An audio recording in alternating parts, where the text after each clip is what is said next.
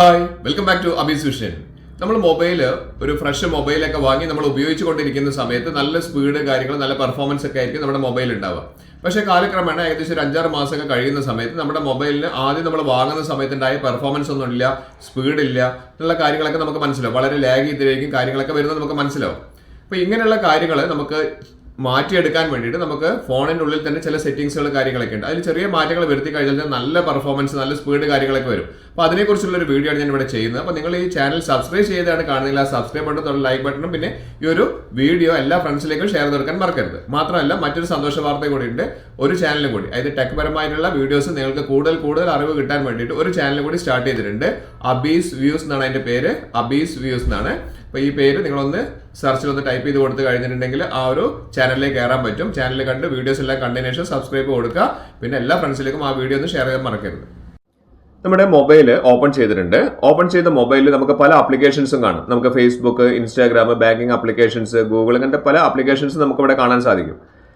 ഇവിടെ നമ്മുടെ ഫോണിന്റെ പെർഫോമൻസ് നമ്മൾ വാങ്ങുന്നതിനേക്കാളും ഒരു 6 മാസം കഴിയുമ്പോഴേക്ക് സ്പീഡ് കുറയുന്നുണ്ടെങ്കിൽ നിങ്ങൾ ചെയ്യേണ്ട ഒരു കാര്യം, നിങ്ങളൊന്ന് സെറ്റിംഗ്സ് ഒന്ന് ഓപ്പൺ ചെയ്യാം. വീഡിയോ സ്കിപ്പ് ചെയ്യാതെ അവസാനം വരെ കണ്ടതിന് ശേഷം നിങ്ങളൊന്ന് നിങ്ങളുടെ ഫോണിലൊന്ന് നോക്കുക. സെറ്റിംഗ്സ് ഓപ്പൺ ചെയ്തതിന് ശേഷം ഇവിടെ ബാറ്ററി എന്ന് പറയുന്ന ഓപ്ഷൻ കാണാം, കണ്ടില്ലേ ബാറ്ററി. ആ ബാറ്ററി ഒന്ന് ക്ലിക്ക് ചെയ്ത് കഴിഞ്ഞാൽ നമുക്കിവിടെ ബാറ്ററി എത്ര പെർസെൻറ്റേജ് എന്നൊക്കെ മുകളിൽ കാണിക്കുന്നുണ്ട്. പിന്നെ ബാറ്ററി യൂസേജ് ബൈ ആപ്പുകൾ എത്ര ഉപയോഗിക്കുന്നുണ്ട് എന്നുള്ളതൊക്കെ കാണിക്കുന്നുണ്ട്. ഇവിടെ നമുക്ക് താഴേക്ക് വന്നു കഴിഞ്ഞിട്ടുണ്ടെങ്കിൽ പവർ സേവിങ് മോഡ് കാണിക്കുന്നുണ്ട്. അങ്ങനെ താഴേക്ക് വന്നു കഴിഞ്ഞാൽ ഇവിടെ നമുക്ക് കാണാം മോർ സെറ്റിംഗ്സ് പറയുന്ന ഓപ്ഷൻ കാണാം. മോർ സെറ്റിംഗ്സ് കറക്റ്റായിട്ട് മനസ്സിലാക്കിയിട്ട് ചെയ്യുക.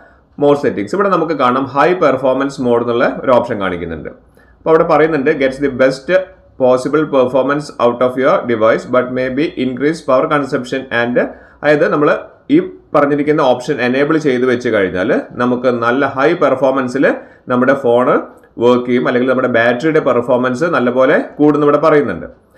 ഇവിടെ നമ്മൾ മനസ്സിലാക്കേണ്ടത് ഇവിടെ താഴേക്ക് പറയുന്നുണ്ട്, പക്ഷേ നമ്മുടെ ഫോണ് കുറച്ച് ഹീറ്റ് ആവാനുള്ള സാധ്യതയുണ്ട് എന്നുള്ളത്. അപ്പം നല്ലപോലെ പെർഫോമൻസ് കുറവുള്ള ഫോണുകളാണെങ്കിൽ മാത്രം നിങ്ങൾ ആ ഒരു ഓപ്ഷൻ എനേബിൾ ചെയ്ത് വെക്കുന്നതാണ് നല്ലത്. പിന്നെ ഒപ്റ്റിമൈസ് ബാറ്ററി യൂസ്, അതായത് ഓട്ടോമാറ്റിക്കലി ഒപ്റ്റിമൈസ് ചെയ്യാണ് ബാറ്ററിയുടെ യൂസേജ്.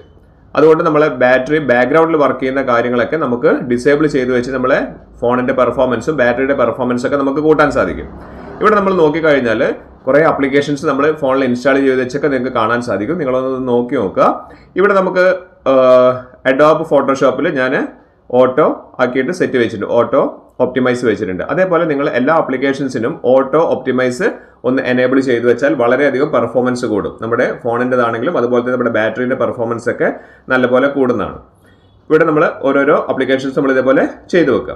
അതിനുശേഷം നമുക്ക് മനസ്സിലാക്കേണ്ടത് ഇവിടെ കണ്ടില്ല, ഓട്ടോമാറ്റിക്കലി ഒപ്റ്റിമൈസ് പവർ യൂസേജ്, അതായത് ഓട്ടോമാറ്റിക്കലി ഒപ്റ്റിമൈസ് ചെയ്തോളൂ, വേണ്ടതിന് മാത്രമേ പവർ എടുക്കുള്ളൂ എന്നർത്ഥം. ഇവിടെ നമുക്ക് അടുത്ത വരുന്നത് സ്ലീപ്പ് സ്റ്റാൻഡ് ബൈ ഒപ്റ്റിമൈസേഷൻ ആണ്. അതായത് ഈ ഒരു ഓപ്ഷൻ എനേബിൾ ചെയ്ത് വെച്ചാൽ നമ്മൾ ഉറങ്ങുന്ന സമയത്തോ അല്ലെങ്കിൽ നമ്മൾ ഉപയോഗിക്കാത്ത സമയത്തോ നമുക്ക് വരുന്ന നോട്ടിഫിക്കേഷൻസ് കാര്യങ്ങളെല്ലാം അത് ഒഴിവാക്കിയിട്ട് നമുക്ക് പവർ മാക്സിമം നമുക്ക് ലാഭിച്ചു തരും. അതുവഴി നമ്മുടെ പെർഫോമൻസും ബാറ്ററിയുടെ പെർഫോമൻസും നമ്മുടെ ഫോണിന്റെ പെർഫോമൻസ് ഒക്കെ നല്ലപോലെ കൂടാൻ വേണ്ടി സഹായിക്കും.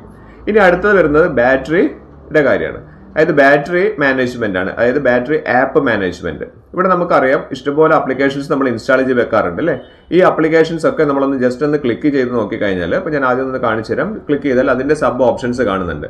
ഇവിടെ അലോ ഫോർഗ്രൗണ്ട് ആക്ടിവിറ്റി എന്നുള്ള പറഞ്ഞൊരു ഓപ്ഷൻ കാണിക്കുന്നുണ്ട്. അതായത് നമ്മൾ ഫോൺ വർക്ക് ചെയ്യുന്ന സമയത്ത് ബാക്ക്ഗ്രൗണ്ടിലും അതേപോലെ തന്നെ ഫോർഗ്രൗണ്ടിലും ഈ പറഞ്ഞിരിക്കുന്ന ബാറ്ററി വർക്ക് ചെയ്യുന്ന സമയത്ത് നമ്മുടെ ഫോണ് സിസ്റ്റം പെർഫോമൻസ് കുറയാനും അതുപോലെ തന്നെ ബാറ്ററി ചാർജ് വല്ലാതെ ഡൗൺ ആവാനൊക്കെ സാധ്യതയുണ്ട്. അപ്പോൾ അതുകൊണ്ട് അത് നമ്മൾ എനേബിളോ ഡിസേബിളോ എന്നുള്ള കാര്യം നോക്കുക.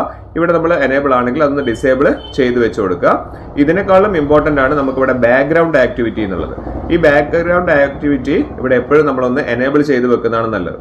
കാരണം ഈ ബാക്ക്ഗ്രൗണ്ടിൽ വർക്ക് ചെയ്യുന്ന സമയത്ത് നമ്മുടെ സിസ്റ്റത്തിന്റെ പെർഫോമൻസും അതുപോലെ തന്നെ നമ്മുടെ ബാറ്ററിയുടെ പെർഫോമൻസും കുറയാനുള്ള വളരെയധികം സാധ്യത കൂടുതലായതുകൊണ്ട് ഈ അലോ ബാക്ക്ഗ്രൗണ്ട് ആക്ടിവിറ്റി നമ്മളൊന്ന് ഒഴിവാക്കി കൊടുക്കുന്നതാണ് നല്ലത്. അതായത് ഇവിടെ ഡു നോട്ട് റെസ്ട്രിക്ട് എന്നുള്ള കാര്യം ഒഴിവാക്കിയിട്ട് നമ്മൾ എന്ത് ചെയ്യണം, ഇവിടെ എനേബിൾ ചെയ്ത് കൊടുക്കുക. അപ്പം ഫോർഗ്രൗണ്ട് ആക്ടിവിറ്റി കിട്ടാത്ത രീതിയിൽ, അതായത് നമ്മൾ ഉപയോഗിക്കുന്ന സമയത്ത് മാത്രം ആപ്പുകളുടെ കാര്യങ്ങൾ വർക്ക് ചെയ്താൽ മതി, അല്ലാത്ത സമയത്ത് ബാക്ക്ഗ്രൗണ്ടിൽ ബാറ്ററി കുറയാൻ പാടില്ല അല്ലെങ്കിൽ നമ്മുടെ സിസ്റ്റം പെർഫോം ചെയ്യാൻ പാടില്ല എന്നുള്ള രീതിയിലേക്ക് സെറ്റ് ചെയ്ത് കൊടുക്കുക. അതായത് ഇവിടെ അലോ ബാക്ക്ഗ്രൗണ്ട് ആക്ടിവിറ്റി ഇവിടെ നമ്മൾ കൃത്യമായിട്ട് പറയുന്നുണ്ട്. ഈ കാര്യങ്ങൾ ചെയ്തു വെച്ച് കഴിഞ്ഞാൽ നമ്മുടെ പെർഫോമൻസ്, ബാറ്ററിയുടെ പെർഫോമൻസ്, നമ്മുടെ ഫോണിന്റെ പെർഫോമൻസും കൂടുന്നുള്ളത്. ഇപ്പം നമുക്ക് മനസ്സിലായില്ലേ, ഈ പറഞ്ഞിരിക്കുന്ന ആക്ടിവിറ്റീസിൽ ഏറ്റവും പ്രധാനമാണ് നമുക്ക് ബാക്ക്ഗ്രൗണ്ട് ആക്ടിവിറ്റി എന്നുള്ളത്. ആ ബാക്ക്ഗ്രൗണ്ടിൽ നമ്മൾ ആപ്ലിക്കേഷൻസ് നമ്മൾ അറിയാതെ വർക്ക് ചെയ്യുന്നത് കൊണ്ടാണ് ഏറ്റവും കൂടുതൽ നമുക്ക് ഇതേപോലെ ബാറ്ററി ഡ്രെയിൻ ആവുന്നതും അതേപോലെ തന്നെ നമ്മുടെ ഫോണിന്റെ പെർഫോമൻസ് വല്ലാതെ കൂടുന്നതും. അപ്പോൾ അതുകൊണ്ട് നിങ്ങൾ ഈ ഒരു വീഡിയോ കണ്ടതിന് ശേഷം നിങ്ങളുടെ സെറ്റിംഗ്സിൽ ഒന്ന് പോയി നോക്കിയിട്ട് ഈ പറഞ്ഞിരിക്കുന്ന ഹൈ പെർഫോമൻസ് മോഡ്, അതുപോലത്തെ ഒപ്റ്റിമൈസ് ബാറ്ററി യൂസേജ്, അങ്ങനെയുള്ള കാര്യങ്ങൾ നിങ്ങളൊന്ന് എനേബിൾ ചെയ്ത് വെക്കുക. എനേബിൾ ചെയ്ത് വെക്കുന്ന സമയത്ത് ശ്രദ്ധിക്കേണ്ടത്, ഹൈ പെർഫോമൻസ് മോഡിലേക്ക് മാറ്റുന്ന സമയത്ത് നിങ്ങളുടെ ഫോണ് വളരെയധികം സ്ലോ ആണെങ്കിൽ അല്ലെങ്കിൽ ബാറ്ററി തീരെ പെർഫോമൻസ് കുറവാണെങ്കിൽ മാത്രം അത് ചെയ്താൽ മതി. അല്ലെങ്കിൽ അത് ഹീറ്റ് വല്ലാതെ കൂടുന്നുള്ള കാര്യം കൂടി ഒന്ന് മനസ്സിലാക്കുന്നത് നല്ലതാണ്.